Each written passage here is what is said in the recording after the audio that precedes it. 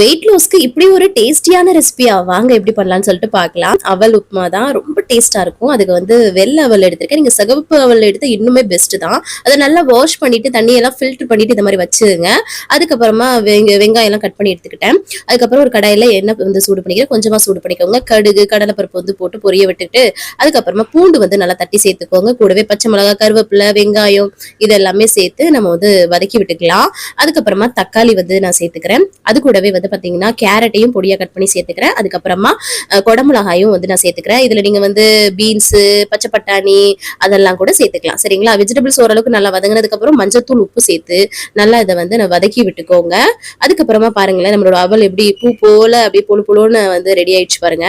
அதுல வந்து அந்த கடாயில வந்து சேர்த்துக்கலாம்.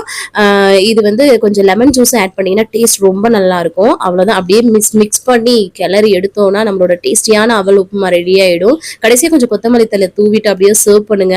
கொஞ்சமா புரோட்டீனுக்காக நான் வந்து எக்ஸ்ட்ரா வேர்க்கடலை ட்ரை ரோஸ்ட் பண்ணி சேர்த்திருக்கேன். இதே மாதிரி ட்ரை பண்ணி பாருங்க. செம்ம எம்மியா இருக்கும். தேங்க்ஸ் ஃபார் வாட்சிங்.